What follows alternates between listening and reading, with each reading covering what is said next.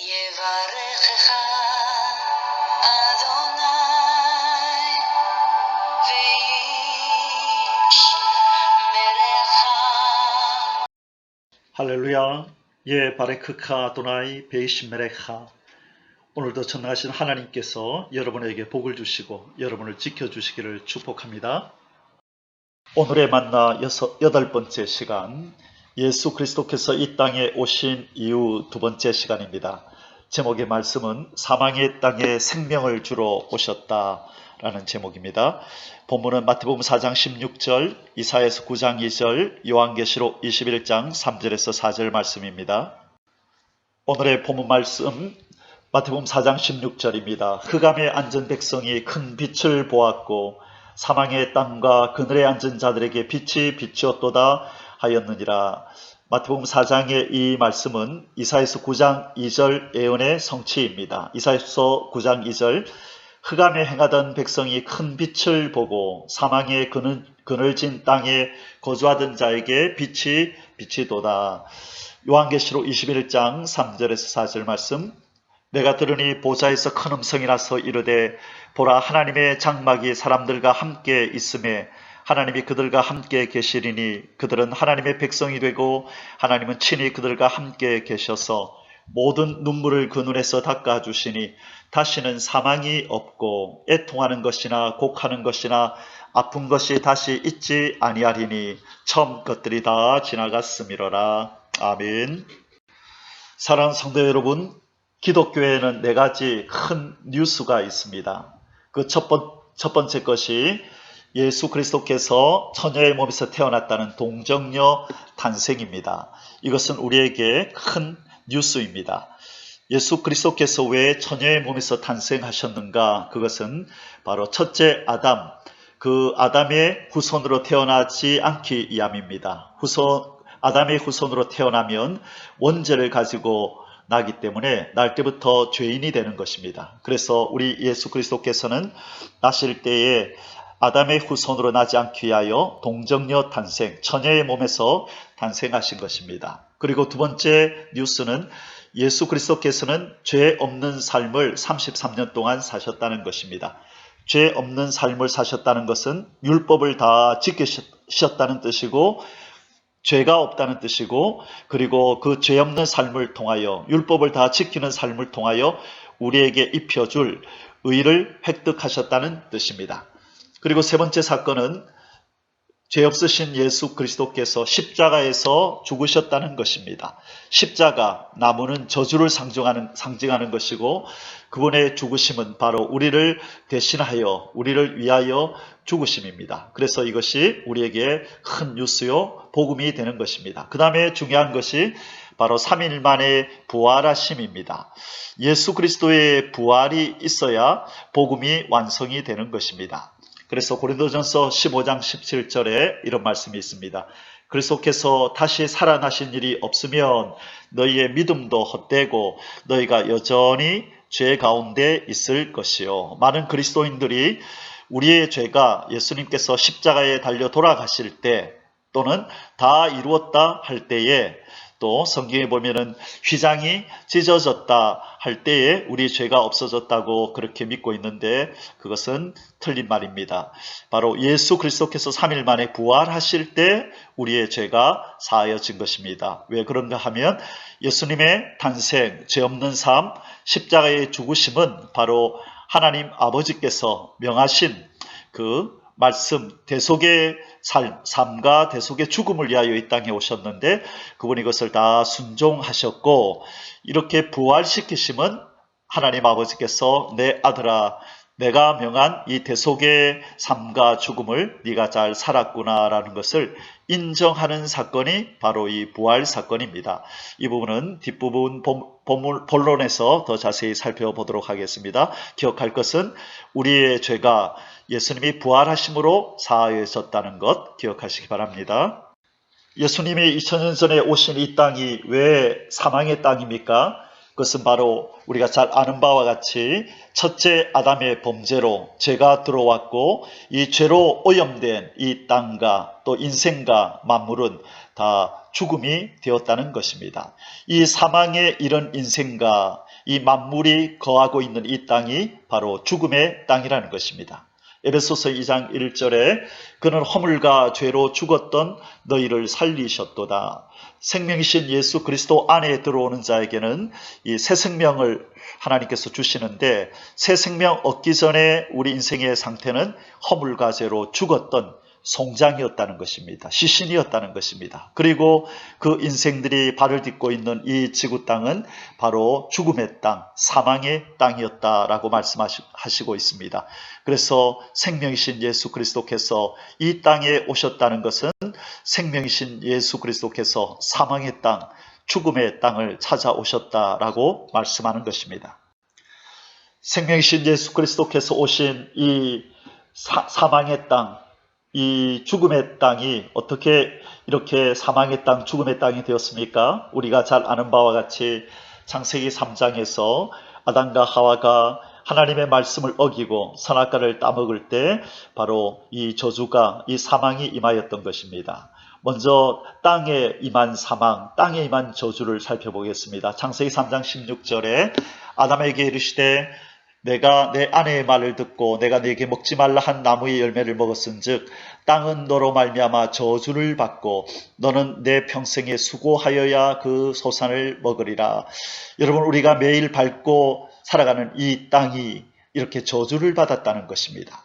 엉겅퀴를 내고 가시를 내고 열심히 경작을 하여야 이렇게 열매를 내어주는 땅으로 저주를 받았다는 것입니다. 우리가 늘 그렇게 태어날 때부터 이 땅의 모습을 이대로 보아왔기에 당연시 여겼던 이 땅의 상태가 실은 저주받은 상태고 이 땅이 사망에 이른 상태라는 것입니다. 성경은 또 동물계에도 저주가 임하고 사망이 임하였다라고 말씀합니다. 여러분, 그림에서 보는 바와 같이 사자가 이 얼룩말을 이렇게 잡아먹고 또 이렇게 사나운 뱀이 땅에 기어다니는 이 모습, 우리가 날 때부터 보아왔던 그런 모습이지요.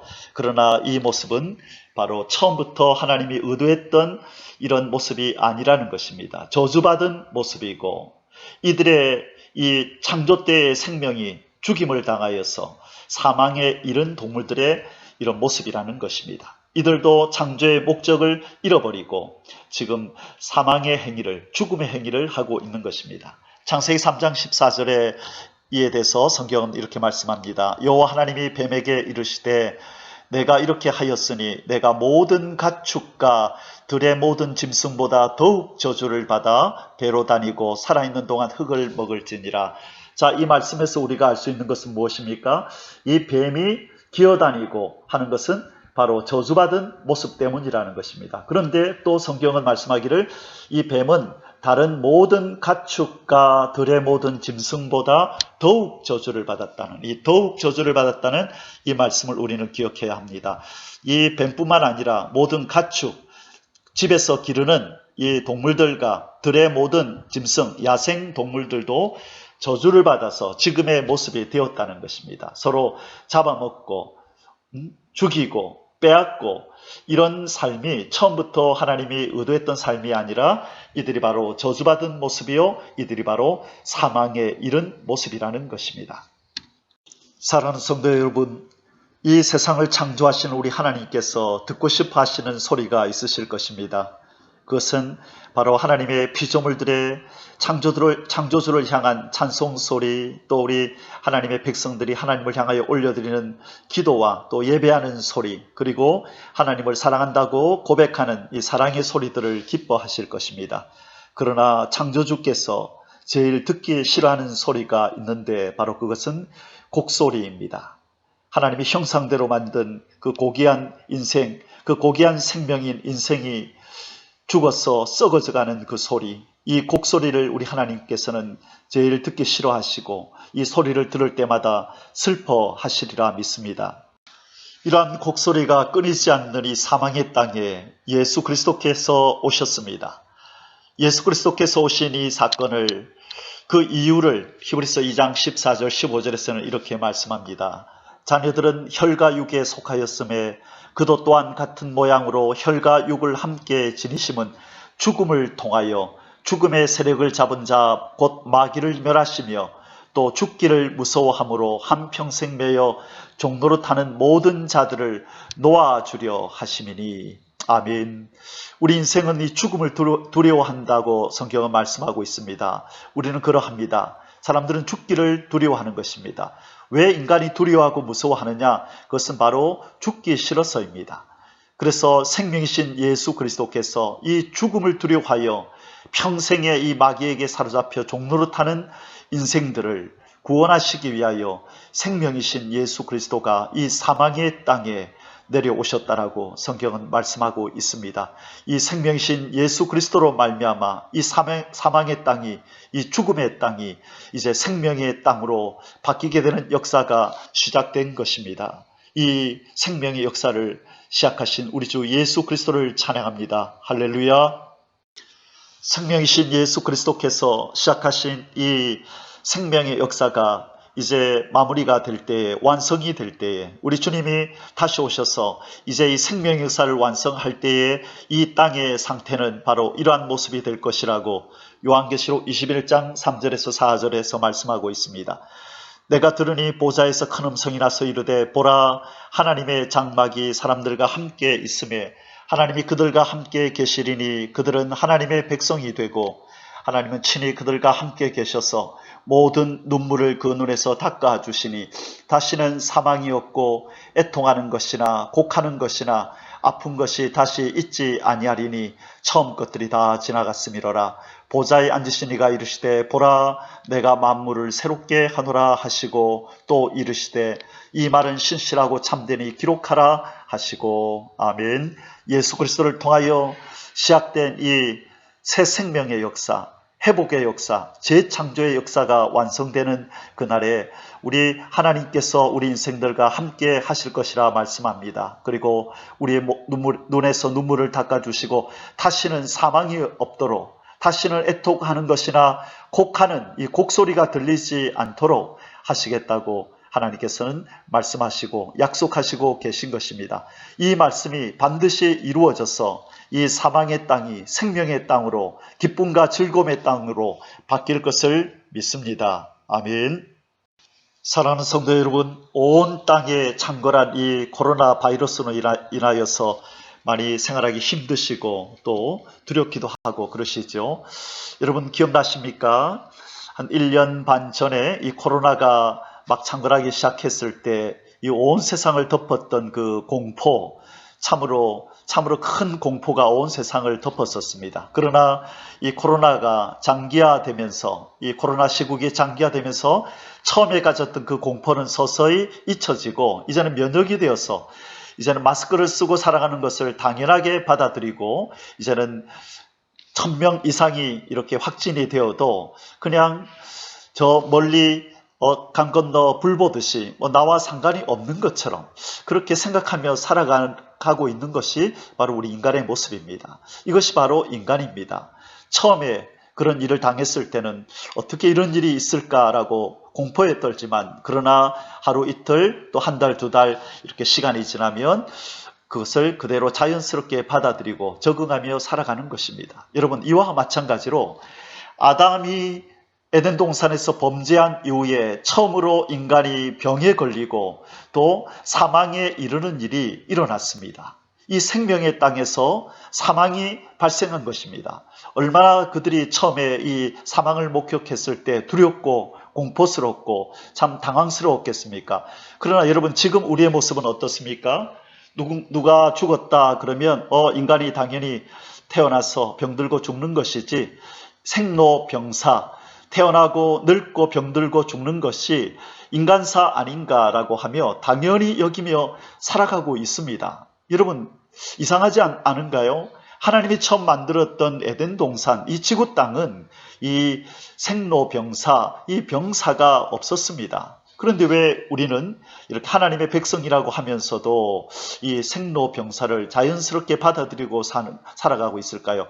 우리 하나님은 그렇지 않을 것입니다. 인간이 병들고 죽어가는 것을 고통스럽게 바라보시며 내가 처음과 같이 본래와 같이 다시 돌려놓겠다라고 우리 하나님께서는 그런 각오를 하시면서 일하고 계실 것입니다. 그래서 생명이신 예수 그리스도를 이 사망의 땅에 보내신 것입니다. 사랑하는 성도 여러분, 동물의 왕국을 보시면서 이상하게 여겨본 적이 있으십니까?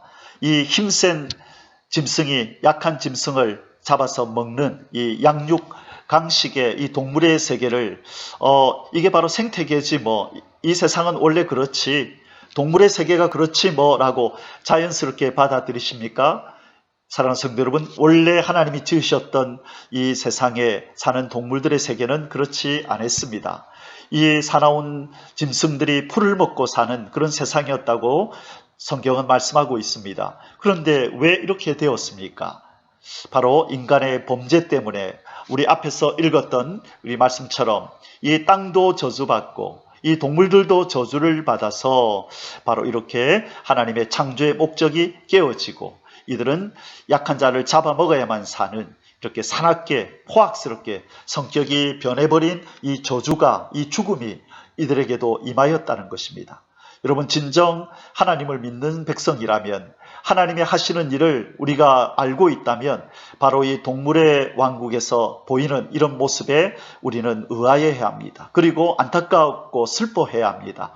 어수속히 하나님께서, 창조의 하나님, 사랑과 공의와 정의로운 하나님께서 원래대로 처음과 같이, 본래와 같이 사자가 풀을 먹고 또 사나운 짐승들이 어린아이의 손에 이끌려 살아가는 그런 나라가 회복되기를 간절히 소원해야 하는 것입니다.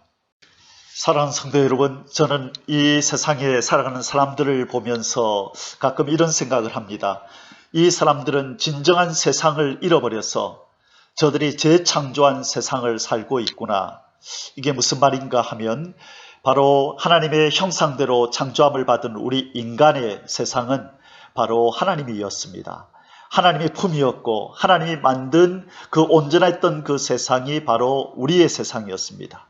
무엇보다 하나님이 우리의 세상이었습니다. 하나님 안에서 기뻐하고 즐거워하고 먹고 마시고 그분과 함께 삶을 살아가는 바로 하나님이 우리의 세상이었던 것입니다. 그분 안에서 기뻐하고 즐거워하는, 여호와를 경외함으로 즐거움을 삼고 하나님을 사랑함으로 기쁨을 삼았던 그것이 바로 인간이었고 하나님이 바로 우리의 모든 세상이었습니다. 그러나 이 세상, 이 하나님을 잃어버린 인생들은 이 땅에서 뭔가 기쁨을 위하여, 감격을 위하여, 또 감동을 위하여, 또 환호를 위하여 뭔가를 만들어내야만 했습니다. 그래서 그들이 만들어낸 것이 문화고 또 스포츠고 또 특별히 이 올림픽 기간 동안에 그들이 뭔가 소리를 치고 환호하고 스스로 가치를 매겨서 상을 주고 기뻐 눈물을 흘리고 슬퍼하고 하는 이러한 이 세상을 그들이 만들어낸 것입니다. 그것은 바로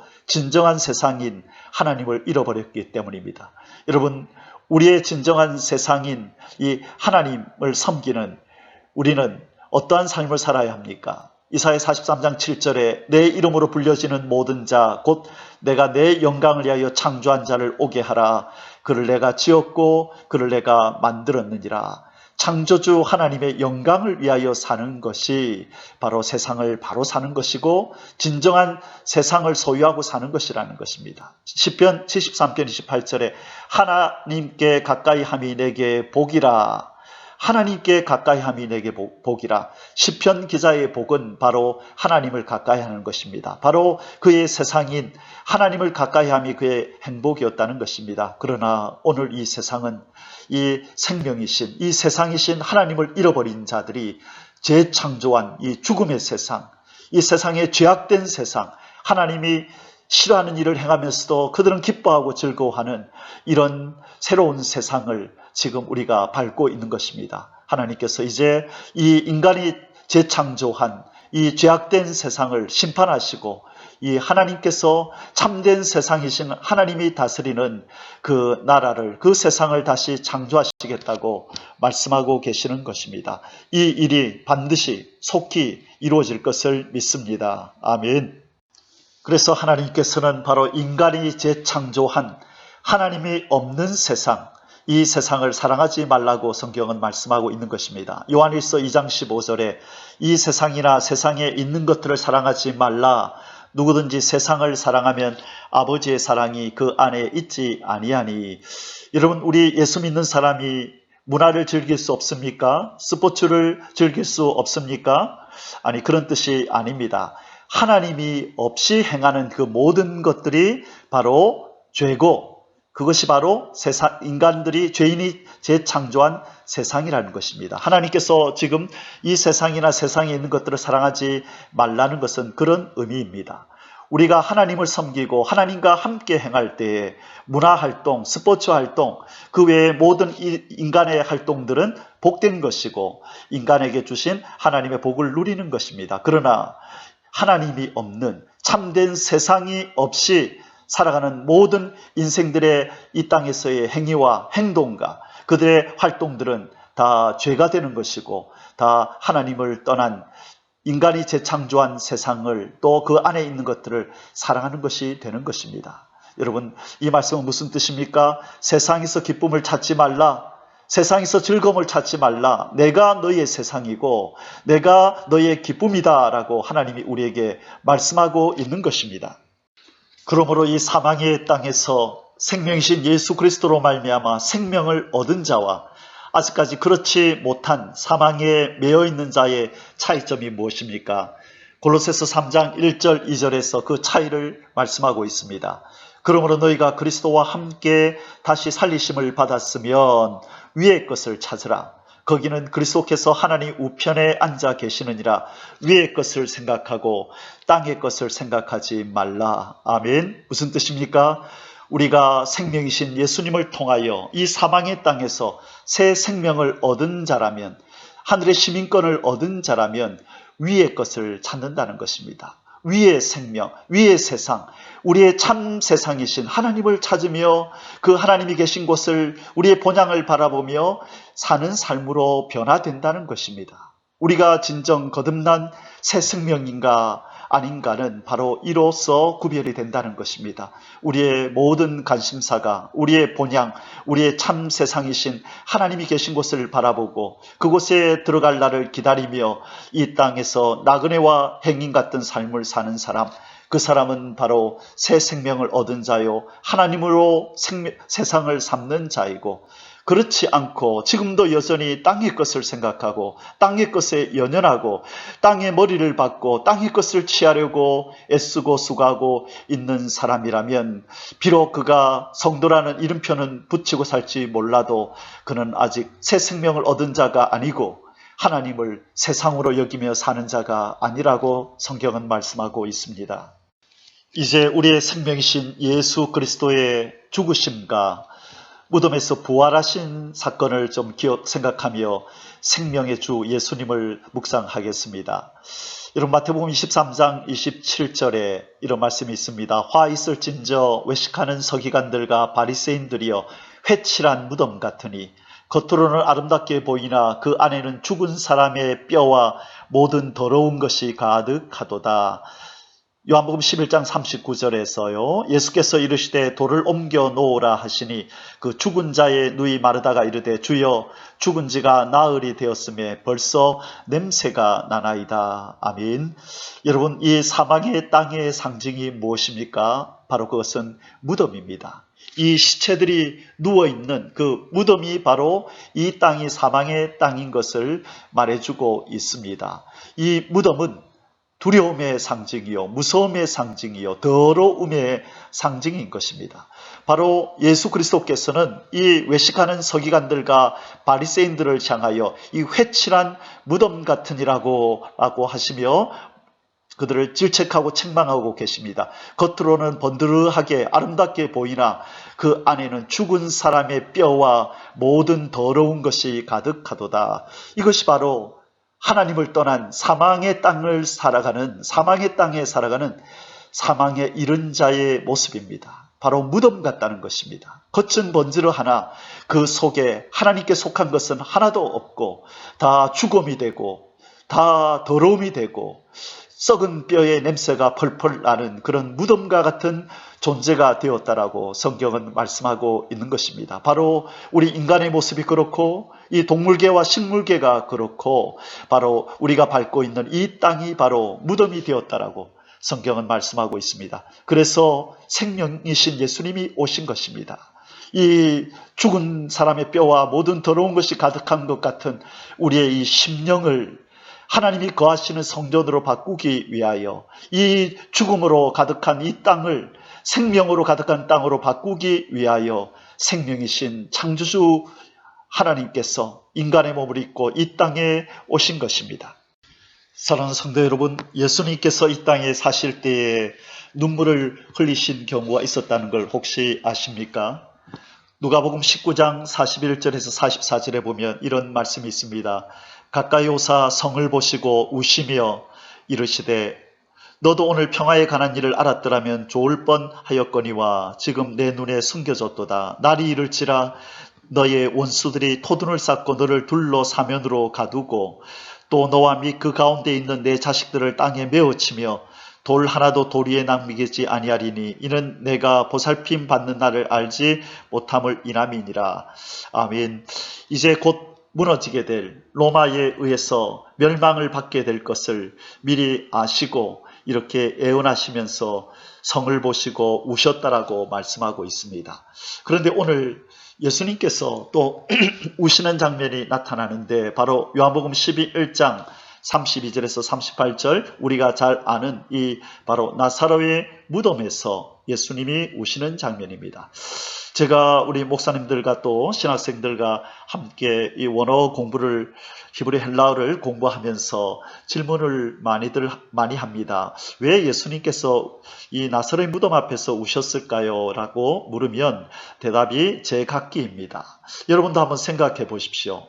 나사로의 무덤에서 왜 예수님이 우셨는지 오늘 본문을 한번 보겠습니다. 요한복음 11장 32절 마리아가 예수 계신 곳에 가서 배웠고 그 발 앞에 엎드려 이르되 주께서 여기 계셨더라면 내 오라버니가 죽지 아니하였겠나이다 하더라. 예수께서 그가 우는 것과 또 함께 온 유대인들이 우는 것을 보시고 심령의 비통이 여기시고 불쌍히 여기사 이르시되 그를 어디 두었느냐 이르되 주여 와서 보옵소서 하니 자 예수님께서 심령의 비통이 여기셨다, 슬퍼하셨다, 아파하셨다 그런 뜻이지요. 자, 예수님께서는 나사로가 죽기 며칠 전에 그가 병들어 죽어간다는 통보를 받습니다. 와서 살려달라고 고쳐달라고 하는 그 소리를 듣습니다. 그러나 성경은 예수님께서 일부러 내려가지 않으셨다라고 말씀합니다. 자, 왜 그러셨을까요? 왜 그렇게 늦게 오셨으면서 이 나사로가 죽어있는 모습을 보면서 심령의 비통이 여기시고 계실까요? 이어서 다음 구절을 좀 더 보겠습니다. 11장 35절 예수께서 눈물을 흘리시더라. 이에 유대인들이 말하되 보라 그를 얼마나 사랑하였는가 하며 그중 어떤 이는 말하되 맹인의 눈을 뜨게 한 이 사람이 그 사람은 죽지 않게 할 수 없었더냐 하더라. 이에 예수께서 다시 속으로 비통히 여기시며 무덤에 가시니 무덤이 구리라 돌로 막았거늘. 자, 예수님께서 왜 비통히 여기시며 눈물을 흘리셨다라고 생각하십니까? 바로 저는 이 눈물은 바로 창조주의 눈물이다. 인생아, 내 형상대로 만들어진 인생아, 어쩌다가 너희들이 이렇게 되었니? 어떻게 냄새가 펄펄 나는 송장이 되어서 시체가 되어서 이렇게 죽어가고 있니? 그래서 생명이 내가 다시 내려왔단다. 너희들을 다시 처음과 같이 본래와 같이 내 형상을 담은 그 고귀하고 아름다운 생명으로 내가 다시 만들어내고야 말리라. 예수님이 지금 나사로의 무덤에서 그렇게 각오하시고 결심하고 계신 것입니다. 형상대로 만들었던 하나님의 형상대로 만들었던 인간이 썩은 데가 펄펄 나는 송장이 되어서 누워있는 모습을 창조주께서 보실 수가 없었던 것입니다. 그래서 창조주의 눈물을 흘리시는 것입니다. 이제 이 생명이신 예수께서 인간에게 닥쳐온 이 사망의 냄새를, 이 사망의 더럽고 추한 것, 이 냄새나는 것들을 다 제하여 버리시고 새 생명으로 재창조하실 것입니다. 아멘. 사랑하는 성도 여러분, 앞서 서론에서 말씀드린 기독교의 4가지 빅 뉴스 중에 이제 네 번째 것, 바로 예수 그리스도의 부활하심에 대해서 오늘 말씀을 본론적으로 좀 묵상하기를 원합니다. 이 사망의 땅에 생명으로 찾아오신 예수 그리스도께서 왜 이 땅에 오셨는가라고 말씀할 때 히브리서 2장 14절에 죽음을 통하여 죽음의 세력을 잡은 자 곧 마귀를 멸하시러 내려오셨다라는 말씀을 이루기 위하여 예수 그리스도께서 이 죽음의 현장인 무덤으로 들어가신 것입니다. 바로 이 무덤에서 일어난 이 사건, 이 무덤에서 나타나는 이런 여러 가지 상황들을 보면서 이것이 어떻게 생명이신 예수님이 사망의 땅에 내려오셔서 우리 인생들에게 생명을 주고 이 저주받은 이 땅을 회복하시는 일을 하신 것인가를 우리가 성경적으로 좀 살펴보기를 원합니다. 자, 요한복음 20장 3절에서 7절, 11절에서 12절 본문을 한번 읽어보겠습니다. 베드로와 그 다른 제자가 나가서 무덤으로 갈새 둘이 같이 다름질하더니 그 다른 제자가 베드로보다 더 빨리 달려가서 먼저 무덤에 이르러 구부려 세마포 놓인 것을 보았으나 들어가지는 아니하더니 시몬 베드로는 따라와서 무덤에 들어가 보니 세마포가 놓였고 또 머리를 쌌던 수건은 세마포와 함께 놓이지 않고 딴 곳에 쌌던 대로 놓여 있더라. 마리아는 무덤 밖에 서서 울고 있더니 울면서 구부려 무덤 안을 들여다보니 흰옷 입은 두 천사가 예수의 시체 뉘었던 곳에 하나는 머리편에 하나는 발편에 앉았더라. 아멘. 자, 오늘 본문에서 우리가 주목해야 될 것이 두 가지입니다. 바로 이 세마포가 빈 무덤에 놓여 있었다는 것과 오늘 성경 본문에서 세 번씩이나 연이어서 세마포에 대한 기사를 기록하고 있습니다. 그리고 12절에 흰옷 입은 두 천사가 예수의 시체 뉘었던 곳에 하나는 머리편에 하나는 발편에 앉았더라라는 기사입니다. 바로 흰옷 입은 두 천사가 빈 무덤에 내려와 있었다는 것입니다. 여기서 두 가지 우리가 주목해야 될 내용이 무엇이라고요? 첫 번째가 연이어 강조되는 세마포에 대한 기사입니다. 요한복음 20장 5절에서 구부려 세마포 놓인 것을 보았으나 들어가지는 아니하였더니 6절에 시몬 베드로는 따라와서 무덤에 들어가 보니 세마포가 놓였고 7절에 또 머리를 쌌던 수건은 세마포와 함께 놓이지 않고 딴 곳에 쌌던 대로 놓여 있더라. 사랑하는 성도 여러분, 세마포가 빈 무덤에 놓여 있다는 이 내용을 연이어서 세 구절에서 계속 말씀하고 있습니다. 여러분, 이것은 그냥 성경에 기록하고 있는 것이 아니라 뭔가를 강조하고 있다는 것을 여러분 눈치채셔야 합니다. 그리고 두 번째 우리가 주목해야 될 것이 무엇이라 그랬습니까? 빈 무덤 안에 천사가 둘이 내려와 있고 그들이 앉아 있는데 어디에 앉아 있냐면 예수 그리스도의 시신이 누워져 있던 그곳에 한 천사는 머리편에 앉아 있고 한 천사는 발편에 앉아 있었다는 이것입니다. 이것은 참으로 중요한 우리 예수 그리스도의 이 구속 사역에 있어서 너무나 중요한 내용입니다. 자, 20장 12절 다시 한번 읽겠습니다. 흰옷 입은 두 천사가 예수의 시체 뉘었던 곳에 하나는 머리편에 하나는 발편에 앉았더라. 아멘.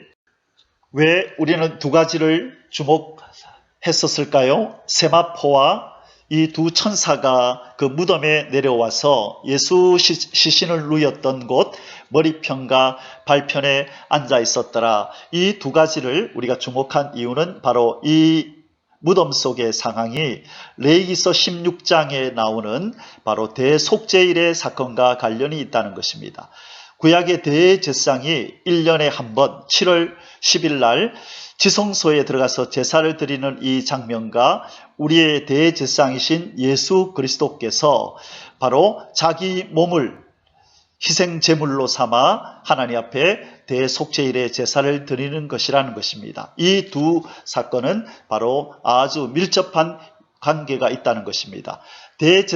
대제사장의 대속죄일의 사건은 바로 예수 그리스도의 대속의 죽음과 이 부활을 예표하는 것이고 그림자요, 상징이요, 모형이라는 것입니다.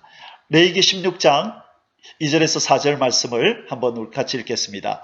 여호와께서 모세에게 이르시되 내 형 아론에게 이르라.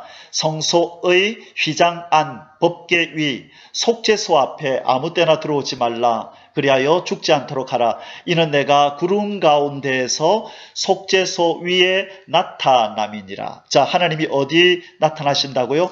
구름 기둥 불기둥으로 어디 위에 계신다고요? 속죄소 위. 속죄소라는 말은 시은소, 시은자라고도 하는데 바로 법궤 뚜껑을 의미합니다. 바로 법궤 뚜껑인 속죄소 위에 구름기둥, 불기둥으로 하나님의 임재가 그곳에 있었다는 것입니다. 자, 레위기 16장 3절 아론이 성소에 들어오려면 아론은 대제사장이죠. 수송아지를 속죄제물로 삼고 이것은 제사장인 자신을 위한 제물입니다. 그리고 순양을 번제물로 삼고 이것은 이제 순양은 이스라엘 백성들을 위한 것입니다. 자, 16장 4절에 거룩한 세마포 속옷을 입으며 세마포 속바지를 몸에 입고 세마포 띠를 띠며 세마포 관을 쓸지니 이것들은 거룩한 옷이라. 자, 지금 무슨 옷을 강조하고 있습니까? 대제사장인 아론이 입어야 된 옷은 거룩한 세마포 속옷, 세마포 속바지, 그리고 세마포 띠를 띠며 세마포 관을 쓸지니 이것들은 거룩한 옷이라. 여러분 짐작이 가십니까? 왜 예수님의 무덤 안에 있던 세마포를 강조하고 있는지 바로 예수님의 그 무덤 안이 바로 지성소였다는 것입니다. 바로 예수 그리스도가 대제사장이었다는 것입니다. 세마포를 벗어놓고 나왔다는 것은 세마포를 입었던 바로 예수님이 대제사장이었다는 것을 이렇게 말씀하고 있는 것입니다. 이 그림이 바로 구약의 대제사장이 대속죄일날 7월 10일날 지성소에 들어가서 하나님 앞에 제사를 드리는 장면입니다. 이 두 그룹 사이, 이 천사의 모양을 한 이 두 그룹 사이에 구름기둥 불기둥으로 하나님이 거하셨죠.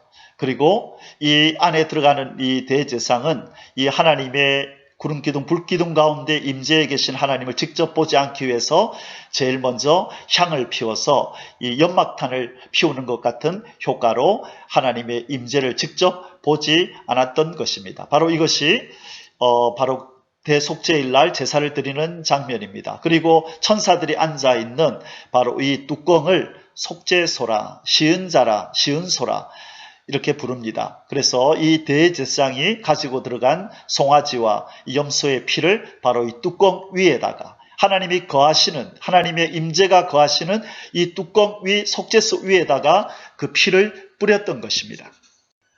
이렇게 지성소 안에서 자신을 위하여 송아지의 피를 뿌리고 또 백성들을 위하여 염소의 피를 뿌렸던 대제사장은 이제 밖으로 나와서 우리가 잘 아는 아사셀 이 어린 양 또는 아사셀 염소라고 불리는 바로 이 짐승을 광야로 보내는 제사를 드리는 것입니다. 레위기 16장 20절입니다. 그 지성소와 해막과 제단을 위하여 속죄하기를 마친 후에 염소를 드리되 아론은 그의 두 손으로 살아있는 염소의 머리에 안수하여 이스라엘 자손의 모든 불의와 그 범한 모든 죄를 아뢰고 그 죄를 염소의 머리에 두어 미리 정한 사람에게 맡겨 광야로 보낼지니 염소가 그들의 모든 불의를 지고 접근하기 어려운 땅에 이르거든 그는 그 염소를 광야에 놓을지니라. 이것을 우리가 아사셀 염소라 부르는 것입니다. 바로 이 염소가 이 구약시대의 제사는 염소와 양을 같이 동일시 여겼습니다. 그래서 아사셀 어린 양, 아사셀 염소라 부릅니다. 이 염소에게 이 백성들의 죄를 다 쥐게 만들어서 광야로 보내어서 그곳에서 죽게 하는 것입니다. 이것은 이스라엘 백성들의 죄가 이제 멀리 떠났다는 것을 의미하는 것입니다. 이렇게 처음에 지성소에 들어갈 때 향을 피워서 그 지성소 안을 이렇게 부옇게 만든 후에 그리고 나와서 자기를 위하여 송아지 피를 가지고 들어가서 뿌리고, 그리고 나와서 백성들을 위하여 이 염소의 피를 가지고 들어가서 그렇게 뿌려서 죄를 사한 후에 조금 전에 보았던 것처럼 나와서 아사셀의 어린 양을 광야로 보내고, 그리고 그 제사가 끝난 후에 다시 지성소 안에 들어가서 이제 하나님의 제가를 받는 것입니다. 하나님 제사 다 드렸습니다 라고 할 때 하나님께서 쭉 지켜보셨던 하나님께서 이 구약의 대제사장 아론이 제사를 잘 드렸으면 이곳에서 나가라 라고 하나님이 명하시는 것입니다. 제사를 잘 드렸으면 나가라 살려 보내시는 것이고, 혹시 절차가 잘못되었다거나 혹시 지성소 안에서 왔다 갔다 할 때에 옷에 걸려서 넘어져서 하체를 보이거나 부정된 행위가 드러나면 그 자리에서 죽여버리는 것입니다.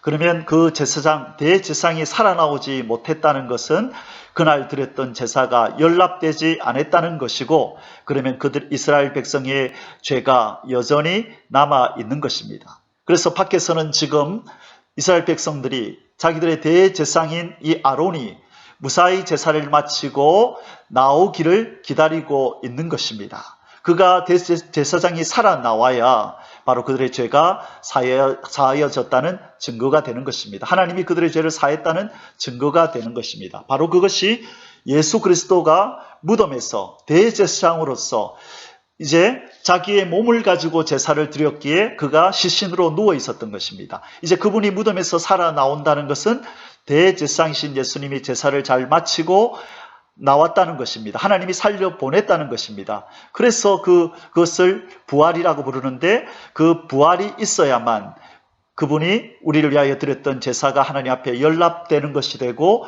우리의 죄가 사하여지는 것입니다. 만약 예수님의 부활이 없었다면 하나님이 예수님이 드렸던 제사를 받지 않으셨다는 뜻이고, 그리하면 우리의 죄가 여전히 있다는 뜻입니다. 그러면 구약의 대제사장은 왜 죽지 않았는데 왜 우리의 대제사장이신 예수님은 죽으시는가? 그 이유는 구약의 대제사장은 자기 몸을 제물로 삼은 것이 아니라 송아지와 염소의 피를 가지고 제사를 드렸기 때문에 구약의 대제사장은 죽을 필요가 없었습니다. 그러나 우리의 대제사장이신 예수 그리스도는 자기 몸을 대속죄일의 어린 양으로 삼았기 때문에 그가 죽으셔야 했던 것입니다.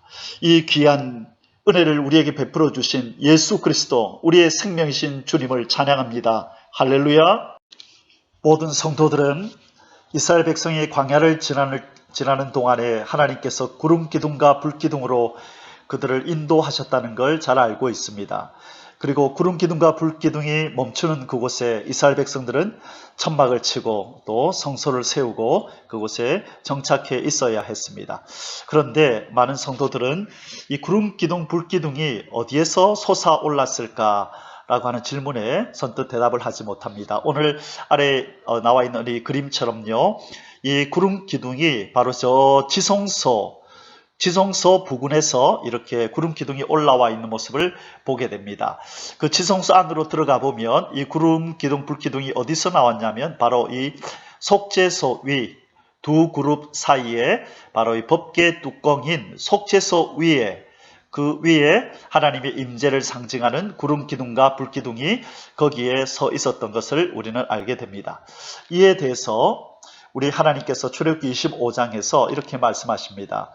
25장 21절, 속죄소를 궤 위에 얹고 내가 내게 줄 증거판을 궤 속에 넣어라. 자, 속죄소는 이 법궤 뚜껑이라고 말씀드렸죠. 자, 이 뚜껑을 궤 위에 얹고, 이 궤는 법궤를 의미합니다. 내가 너에게 줄 증거판, 이것은 바로 저 십계명 두 돌판을 얘기하죠. 그 법궤 속에다 넣어라. 거기서 내가 너와 만나고. 자, 중요한 말씀을 합니다. 거기서 여호와인 하나님인 내가 너와 만나고 속죄소 위, 곧 증거궤 위에 있는 두 그룹 사이에서, 증거궤, 이 법궤 위에 있는 두 그룹 사이, 이 두 천사 사이에서 하나님께서 거기서 만나 주시겠다는 겁니다. 내가 이스라엘 자손을 위하여 내게 명령할 모든 일을 내게 이루리라. 자, 여기서 보면 거기에서 내가 너를 만나고 거기에서 모든 일을 내게 이르리라. 자, 우리 하나님께서 이 넓디 넓은 지구 땅 가운데 그 어디 계시지 않고 바로 이 속죄소 위 두 그룹 사이에 거기에서 하나님께서 이스라엘 백성들과 또 특별히 대제사장과 만나주고 그에게 얘기를 하겠다고 말씀하고 있습니다. 여기서 거기서라고 하는 이 장소를 우리는 주목해야 합니다. 구약의 이스라엘 백성들 가운데 이 제사장들, 특별히 대제사장은 하나님과 인간 사이의 중보자 역할을 하였습니다. 바로 그 구약의 대제사장의 그 사역이 바로 신약의 대제사장이신 우리의 대제사장이신 예수 그리스도의 사역을 예표하는 것이라 말씀드렸습니다. 히브리서 2장 17절이었죠. 그러므로 그가 범사의 형제들과 같이 되심이 마땅하도다. 이는 하나님의 일에 자비하고 신실한 대제사장이 되어 백성의 죄를 속량하려 하심이라. 3장 1절에 그러므로 함께 하늘의 부르심을 받은 거룩한 형제들아, 우리가 믿는 도리의 사도이시며 대제사장이신 예수를 깊이 생각하라. 아멘. 이 두 구절, 히브리서 2장 17절, 히브리서 3장 1절 공통적으로 나오는 내용이 무엇입니까? 바로 예수님이 대제사장이라는 것입니다. 그러므로 구약의 대제사장은 우리의 대제사장이신 예수님의 바로 모형이요, 그림자요, 예표였던 것입니다. 히브리서 말씀을 조금 더 상고하겠습니다. 히브리서 4장 14절 15절 그러므로 우리에게 큰 대제사장이 계시니 성천하시니 곧 하나님의 아들 예수시라. 우리가 믿는 도리를 굳게 잡을지어다. 15절 우리에게 있는 대제사장은 우리의 연약함을 동정하지 못하실 리가 아니요 모든 일에 우리와 똑같이 시험을 받으신 이로되 죄는 없으시니라. 아멘. 이 구절에서도 계속해서 예수 그리스도가 우리의 대제사장이라고 그렇게 증언하고 계십니다. 그렇다면 구약의 대제사장과 신약의 대제사장이신 우리 주 예수 그리스도와의 차이가 무엇일까요? 첫째는 앞에서 말씀드린 것 같이 구약의 대제사장은 대속죄일 날 자기를 위해서도 제사를 드려야 했다 그랬습니다. 송아지의 피를 가지고 자기의 죄를 사는 제사를 드렸다 그랬습니다.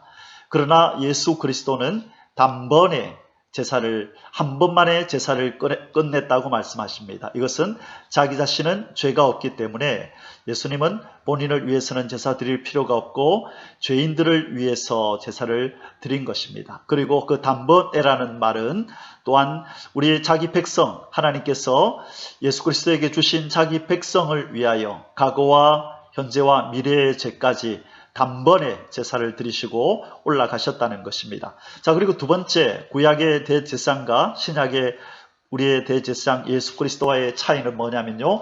바로 구약의 대제사장은 땅에 있는 성소, 땅에 있는 지성소로 들어갔지만 그러나 우리의 대제사장이신 예수 그리스도는 하늘에 있는 성소에 들어가셨다. 그렇게 표현한다는 것입니다.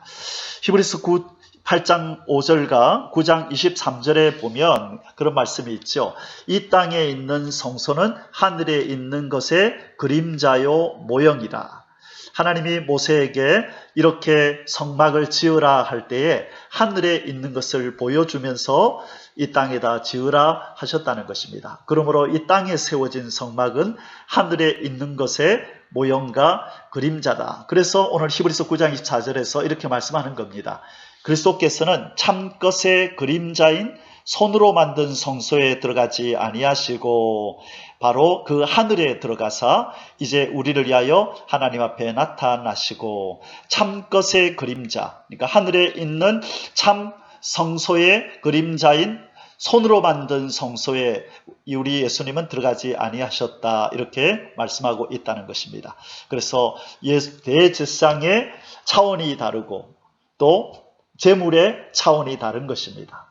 우리 대제사장이신 예수님은 흠도 점도 죄가 없는 분이지만 구약의 대제사장은 그 자체가 죄인이었습니다.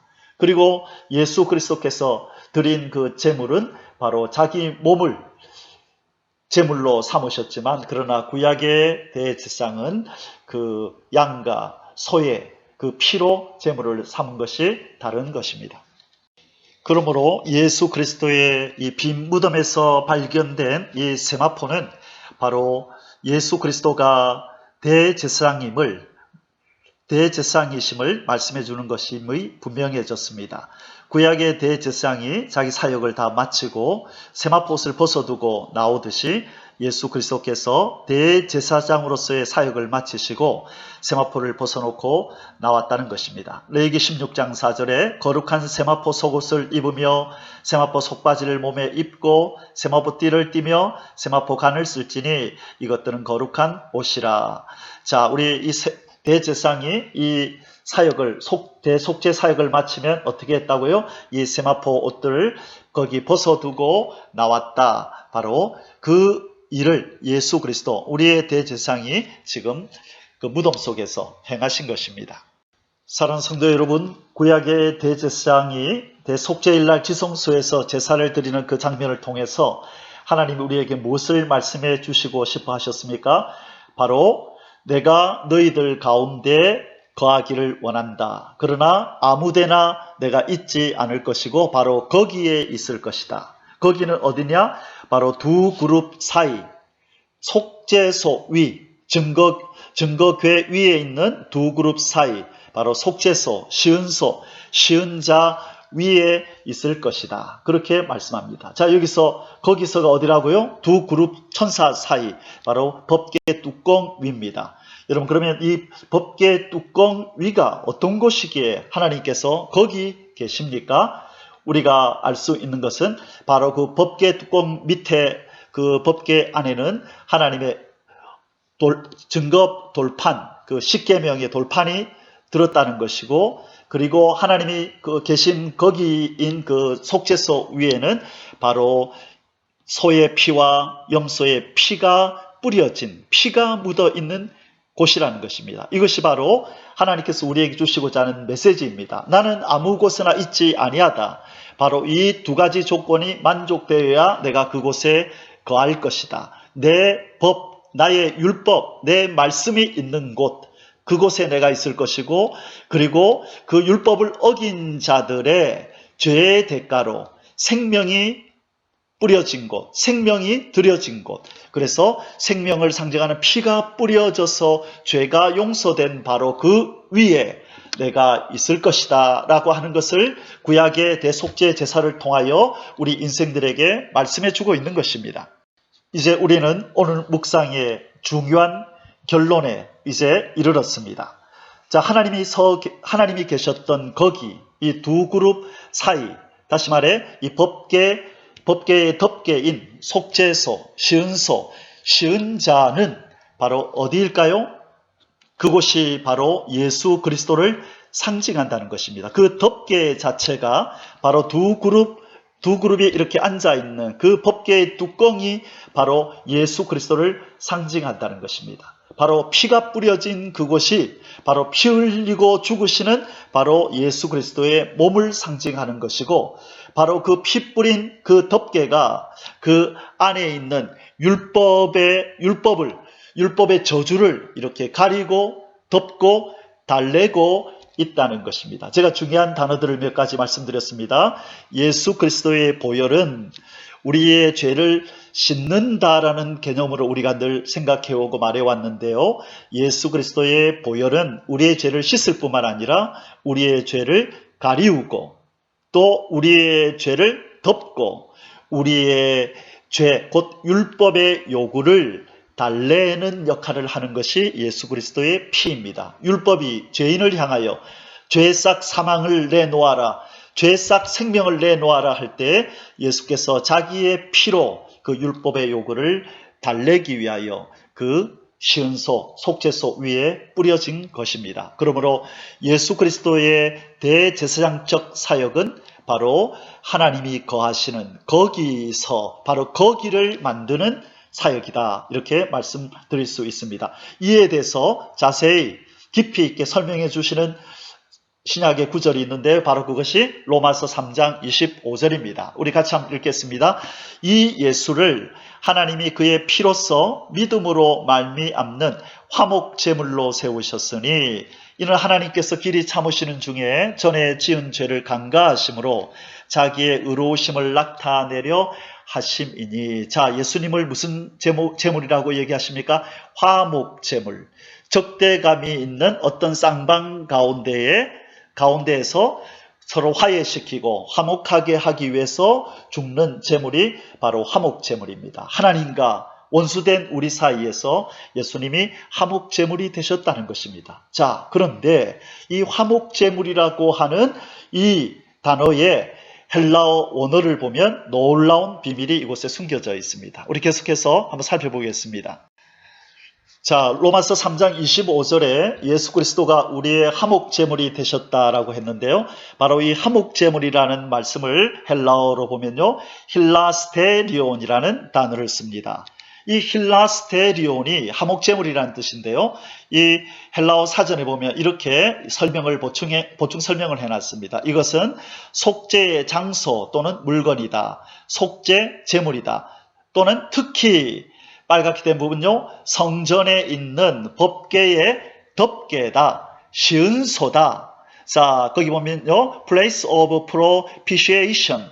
이것은 이 propitiation이라는 말은 이 달래기, 화해, 속죄라는 뜻입니다. 그래서 이 법궤의 이 덮개인 시은소, 속죄소가 바로 달래는 장소, 화해시키는 장소, 속죄하는 장소라는 뜻입니다. 밑에 파란색으로 달래는 수단 또는 속죄의 장소, 속죄물, 속죄제물 이런 의미가 있다는 것입니다. 이것이 바로 화목제물, 힐라스테리온이라는 것입니다. 다시 말하면 무슨 뜻이죠?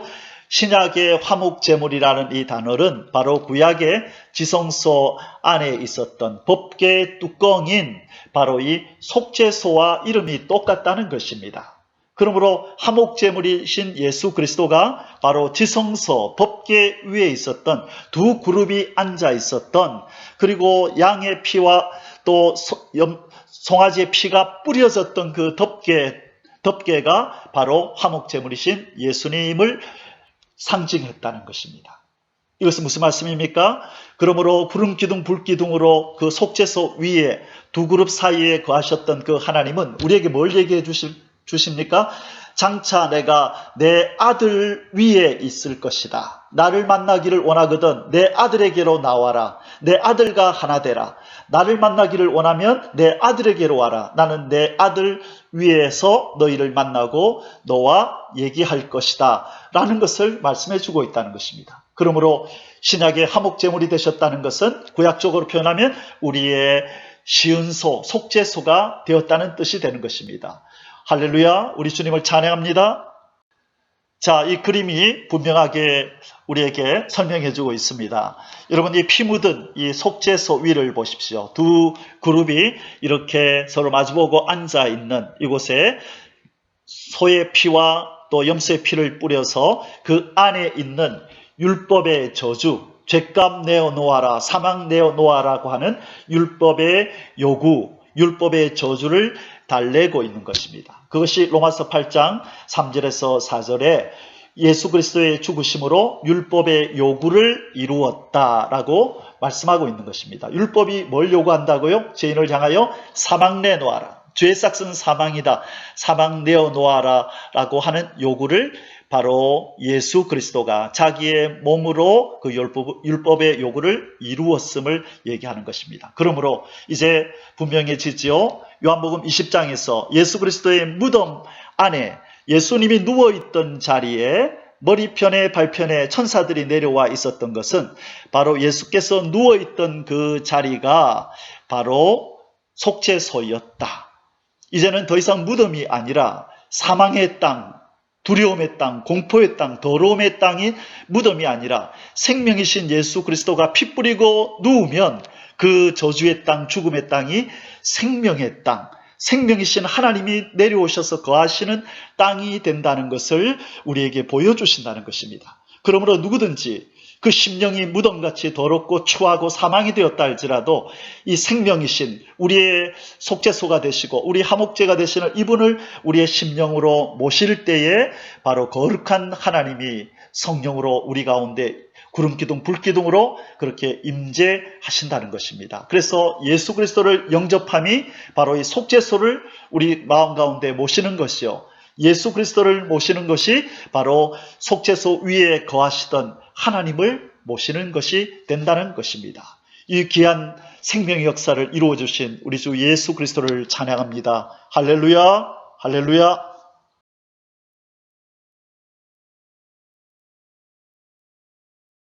좀 전에 말씀드렸던 이 진리는 일개 목사의 주장이 아니라 바로 하나님 말씀, 성경이 우리에게 증언해 주고 있는 하나님의 진리입니다. 고린도전서 3장 16절에 너희가 하나님의 성전인 것과 하나님의 성령이 너희 안에 계시는 것을 알지 못하느냐. 자, 여기서 분명히 말씀하시죠. 너희가 하나님의 성전인 것과, 다시 말해 너희가 하나님의 지성소인 것과 하나님의 성령이, 다시 말해 구약적으로 표현하면요, 하나님을 예표 상징했던 구름기둥, 불기둥이 너희 안에 계시는 것을 알지 못하느냐. 자, 고린도전서 6장 19절에 너희 몸은 너희가 하나님께로부터 받은 바 너희 가운데 계신 성령의 전 지성소인지를 알지 못하느냐. 아멘. 자, 하나님께서 이날까지 성막을 세우시고 성전을 세우신 이유는 무엇을 얘기하려고 하셨냐면요, 내가 장차 내 백성의 심령 가운데 이렇게 거할 것이다. 사망이 되어버린 내 형상대로 만든 인간들의 그 무덤 같은 심령을 내가 지성소로 만들어서 그 안에 거할 것이다. 내가 지성소로 그 심령을 만드는 방법은 생명의 피를 흘리는 속죄소인, 생명의 피를 흘리는 화목제물인 내 아들을 이 무덤이 된 인간의 심령 속에다가 영접하게 만들어서 내가 내 아들과 함께 그 안에 들어갈 것이다. 그것을 말씀해 주신 것이었다는 것입니다. 그러므로 우리가 구약의 성막을 얘기하고 또 솔로몬의 성전을 얘기하고 성전을 얘기할 때 그것은 결국 무엇을 궁극적으로 말씀하고 있다고요? 우리의 심령 성전, 우리의 심령을 성전으로 지성소로 만들겠다고 하신 하나님의 뜻이었음을 우리는 기억해야 한다는 것입니다. 자, 그러면 이제 분명해졌습니다. 우리 생명이신 하나님께서는 이 저주받은 세상, 이 사망의 땅인 이 세상 나라를 어떻게 당신의 나라로 만들 것이냐면요, 먼저 인간들의 심령을 자기의 성소로 만들어서 그 가운데 성령으로 임재하시겠다는 것입니다. 우리 인간의 심령의 땅을 먼저 자기의 나라로 만들고 자기의 성전을 만들어서 그 심령의 속죄소가 이루어진 자, 그 심령의 화목제물이 있는 자들을 이 땅을 밟게 해서 사망의 땅, 저주의 땅을 모두 생명의 땅으로 바꾸시겠다는 것입니다. 마태복음 19장 28절에서 이렇게 주님께서 말씀하셨습니다. 예수께서 이르시되 내가 진실로 너희에게 이르노니 세상이 새롭게 되어 인자가 자기 영광의 보좌에 앉을 때에 나를 따르는 너희도 12보좌에 앉아 이스라엘 12지파를 심판하리라. 여러분, 왜 예수님께서 이 땅으로 아직 강림하시지 않는 줄 아십니까? 예수님 왜 공중으로 오셔서 혼인잔치를 행하시는 줄 아십니까? 아직 이 땅이 더럽기 때문입니다. 거룩하지 못하기 때문에 장차 거룩한 자기의 백성들, 이 속죄소와 화목제물이 그 안에 거하는 자들이 이 땅을 가득 채울 때에, 그때에 예수께서 거룩하신 하나님, 생명이 되시는 하나님이 이 땅에 내려오신다는 것입니다. 그래서 이 땅에 내려오셔서 용과 짐승과 거짓 선지, 그리고 생명 되신 예수 그리스도를 왕으로 모시기를 거부하는 자들을 이 땅에서 다 심판으로 쫓아내시고, 생명이 있는 자들, 그 심령의 속죄소와 화목제물이 있어서 하나님이 구름기둥 불기둥으로 임재하는 자, 그들만이 바른 세상을 만드시겠다. 그것을 우리는 천년왕국이라고 얘기를 하고, 첫째 아담에게 하나님이 명령하셨던 생육하고 번성하여 땅에 충만하라 할 때 그 땅, 생명의 땅을 바로 둘째 아담이신 예수님이 오셔서 이 땅에 완성하시는 것입니다. 그래서 요한계시록 11장 15절에 이렇게 말씀합니다. 일곱째 천사가 나팔을 불매 하늘에 큰 음성들이 나서 이르되 세상 나라가 우리 주와 그의 그리스도의 나라가 되어 그가 세세토록 왕노릇 하시리로다. 아멘. 자, 이 세상의 나라가 우리 주 하나님과 그의 그리스도 예수 그리스도의 나라가 될 것이라 말씀합니다. 그것이 바로 생명의 땅이 될 것이다 라는 의미입니다. 사랑하는 성도 여러분, 열왕기하 13장 21절에 보면요, 좀 재미있는 좀 특이한 성경 구절이 나옵니다. 오늘 주제와 관련 있는 한 구절이 나오는데요, 바로 엘리야의 생도로서 엘리야의 영감의 2배, 능력을 2배나 갑절이나 받았던 선지자였던 엘리사의 이 무덤에 이 시체들이 떨어지자 이 엘리사의 뼈에 닿자마자 곧 그들이 부활하여 일어났다라는 구절이 나옵니다. 열왕기하 13장 21절에 마침 사람을 장사하는 자들이 그 도적대를 보고 그의 시체를 엘리사의 묘실에 들이던짐에 시체가 엘리사의 뼈에 닿자 곧 회생하여 일어섰더라. 아멘. 참 특이한 구절이죠. 이 도적의 때 이 악인들의 이 시체들을 그 엘리사의 묘실에다가 던짐에 그 도적들의 시체가 엘리사의 뼈에 닿자 곧 부활하여 일어났다는 것입니다. 일개 하나님의 선지자, 종으로 쓰임받았던 이 사람의 시체도 이렇게 생명력이 있거든. 하물며 하나님이신 예수 그리스도, 성자 예수 그리스도의 그 보혈이, 그 시신이 얼마나 능력이 있고 생명력이 있겠습니까? 그래서 예수 그리스도의 그 피 흘리신 그 몸이 무덤에 누여질 때에 그 피가 묻은 그 무덤이 이제는 더 이상 사망의 땅이 아니고 두 그룹이 내려오고 구름기둥, 불기둥이 임하는 지성소로 변하는 역사가 나타났다는 것입니다. 그래서 그 예수 그리스도를 영접할 때 우리의 심령 무덤이 지성소가 되고 이 지구 땅, 사망의 땅이 이제 지성소로 변하는, 그리하여 하나님의 나라가 이루어지는 놀라운 역사가 일어날 것을 믿습니다. 아멘. 그러면 생명력 넘치는 바로 예수 그리스도의 그 보혈, 그 생명의 몸을 통하여서 이 땅이 거룩하여질 때 어떤 나라가 이루어질까요? 이사야서 11장 9절에서는 이렇게 말씀합니다. 내 거룩한 산 모든 곳에서 해됨도 없고 상함도 없을 것이니 이는 물이 바다를 덮음같이 여호와를 아는 지식이 세상에 충만할 것임이라. 자, 먼저 주님의 그 나라는 물이 바다를 가득 덮음같이 하나님을 아는 지식이 충만한 세상이 될 거다. 그래서 그 나라는 해됨도 없고 상함도 없다. 병들고 죽는 일이 없는 그런 세상이 될 것이라고 말씀합니다. 생명력이 넘치는 하나님의 나라입니다. 하박국서 2장 14절에서는요. 이는 물이 바다를 덮음같이 여호와의 영광을 인정하는 것이 세상에 가득함이라. 자, 이사야서 11장 9절에서는 하나님을 여호와를 아는 지식이 세상에 충만하고 하박국서 2장 14절에서는 여호와의 영광을 인정하는 것이 세상에 가득할 거라 그랬습니다. 여러분, 죽었던 생명들이 이제 예수 그리스도로 말미암아 새 생명을 얻으면 우리 지난번에도 말씀드렸듯이 바로 무엇을 받게 되느냐? 바로 하나님의 빛을 받게 됩니다. 하나님의 빛을 받으면 하나님의 영광을 보게 되고 그 영광을 보게 될 때에 인정할 수밖에 없고 찬양하고 예배할 수밖에 없는 것입니다. 그러므로 예수 그리스도를 통하여 새 생명을 얻는 자들은 바로 하나님을 아는 지식이 가득 차고 여호와의 영광을 인정하는 것이 가득 차게 되므로 이 땅은 바로 하나님을 아는 지식, 여호와의 영광을 인정하는 것이 물이 바다를 덮음같이 가득 차는 생명력이 넘치는 하나님의 나라로 변하게 되는 것입니다. 이 일이 반드시 이루어질 줄을 믿습니다. 아멘. 사망의 땅을 생명의 땅으로 바꾸러 오신 예수 그리스도가 다스리는 그 나라는 어떤 나라인지 좀 더 살펴보기를 원합니다. 이사야 35장 1절에서 10절에 광야와 메마른 땅이 기뻐하며 사막이 백합화같이 피어 즐거워하며 무성하게 피어 기쁜 노래로 즐거워하며 레바논의 영광과 갈멜과 사론의 아름다움을 얻을 것이라. 그것들이 여호와의 영광 곧 우리 하나님의 아름다움을 보리로다. 아멘.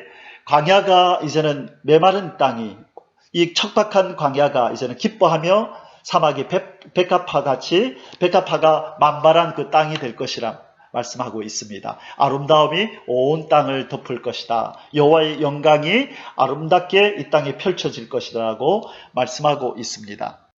계속해서 그 나라는 이런 나라일 것입니다. 이사야 35장 4절 겁내는 자들에게 이르기를 굳세어라 두려워하지 말라 보라 너희 하나님이 오사 보복하시며 갚아주실 것이라 하나님이 오사 너희를 구하시리라 하라. 5절 그때 맹인의 눈이 밝을 것이며 못 듣는 사람의 귀가 열릴 것이며. 자, 하나님이 보복해 주신다. 요한계시록 6장 9절에서 11절에 보면 목배임을 당한 순교자들이 하나님 보좌 앞에서 우리의 핏값을 갚아달라고, 공의의 하나님 우리의 원수를 갚아달라고 그렇게 부르짖는 장면이 나옵니다. 이 은혜의 시대에는 예수 그리스도를 본받아서 그들이 목배임을 당할 때 주여 저들의 죄를 용서해 주소서, 저들이 하는 짓을 저희들이 몰라서 저럽니다, 저 죄를 용서해 달라고 그랬지만, 그러나 재림의 주님이 심판의 주로 이 땅에 오실 때에, 이제 공의의 심판을 이 땅에 쏟아 부으실 때가 임박할 때에는 이 순교자들의 기도가 바뀌는 것입니다. 하나님 우리의 핏값을 갚아 주십시오. 공의의 하나님 우리의 원한을 갚아 주십시오. 그렇게 말씀하시는 것입니다. 자, 예수님도, 우리 하나님도 말씀하셨죠. 원수 갚는 것이 내게 있으니 너희는 원수를 갚지 마라. 내가 대신 원수 갚아주겠다. 우리 하나님은 보복하시는 하나님이고 갚아주시는 하나님입니다. 우리는 이것을 기억해야 합니다. 초림의 주님은 온유하고 겸손하고 죄인의 친구로 오셨지만, 재림하시는 주님은 강한 주, 심판주, 의로운 공의의 심판주로 이 땅에 오셔서 악인들을 멸하실 것입니다. 그러므로 이 주님이 오셔서 세우시는 나라를 보복하시며 갚아주시는 그런 나라라, 그렇게 말씀하고 있고, 맹인의 눈이 밝을 것이다. 이제 모든 이 불구자들이, 몸이 불편했던 사람들이 다 이제 원래대로 회복될 것을 말씀합니다. 맹인의 눈이 밝을 것이며 못 듣는 사람의 귀가 열릴 것이며. 35장 6절에서 8절에요. 계속해서 저는 자는 사슴같이 뜰 것이며 말 못하는 자의 혀는 노래하리니 이는 광야에서 물이 솟겠고 사막에서 시내가 흐를 것임이라. 뜨거운 사막이 변하여 못이 될 것이며 메마른 땅이 변하여 원천이 될 것이며 승냥이의 눕던 곳에 풀과 갈대와 부들이 날 것이며 거기에 대로가 있어 그 길을 거룩한 길이라 일컫는 바 되리니 깨끗하지 못한 자는 지나가지 못하겠고 오직 구속함을 입은 자들을 위하여 있게 될 것이라. 망가지고 깨어지고 저주받았던 모든 것들이 원래대로, 처음같이 본래대로 회복되는 나라가 이 땅에 완성될 것을 이렇게 말씀하고 있는 것입니다. 알파와 오메가가 되시는 하나님, 시작과 끝이 되고 처음과 나중이 되신 하나님.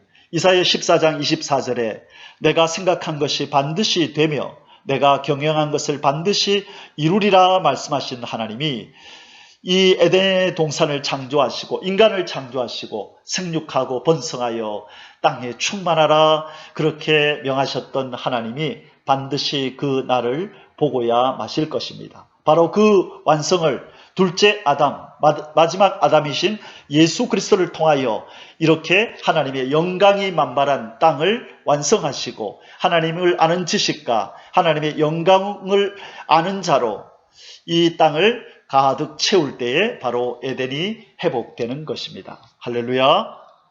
생명력 넘치는 거룩한 하나님의 나라의 완성된 모습, 마지막 부분입니다. 이사야 35장 9절에서 10절에 거기에는 사자가 없고 사나운 짐승이 그리로 올라가지 아니하므로 그것을 만나지 못하겠고 오직 구속함을 받은 자만 그리로 행할 것이며 여호와의 속량함을 받은 자들이 돌아오되 노래하며 시온에 이르러 그들의 머리 위에 영영한 희락을 띠고 기쁨과 즐거움을 얻으리니 슬픔과 탄식이 사라지리로다. 아멘. 이제 인간의 생로병사가 없어집니다. 그리고 양육강식의 이 동물들의 이 세계가 변화가 일어난다는 것입니다. 사나운 짐승이 없는 나라가 이루어지고 병들고 죽는 그런 인생이 없는 나라가 이 땅에 완성된다는 것입니다.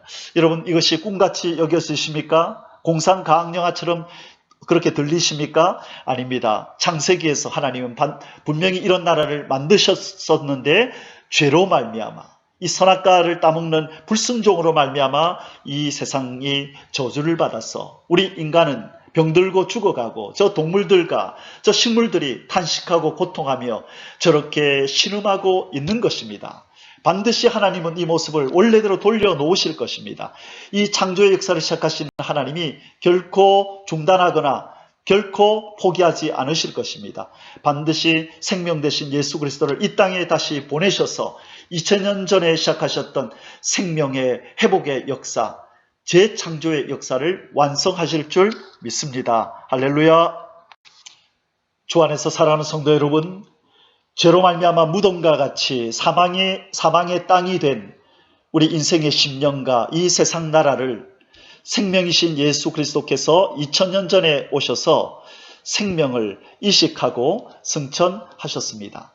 이제 생명이신 예수 그리스도께서 다시 이 땅에 오실 때 그동안 이 사망의 땅에 행하시던 모든 구원과 회복과 재창조의 사역, 곧 생명의 사역을 완성하시고 인생의 심령과 이 사망의 땅을 완전한 지성소, 거룩한 지성소, 주 예수 그리스도께서 천막을 치시고 인생과 임마누엘 하시는 천년 왕국을 완성하실 것입니다. 다시 말해 저주받았던 에덴을 이제는 처음과 같이 본래와 같이 회복하시는 것입니다. 생명이신 예수 그리스도께서 다시 오셔서 완성하실 생명의 역사를 기다리며 거룩한 그분의 신부로 단장하며 살아가는 저와 여러분이 되시기를 우리의 생명 되시는 우리 주 예수 그리스도의 존귀하신 이름으로 축복합니다. 아멘, 아멘.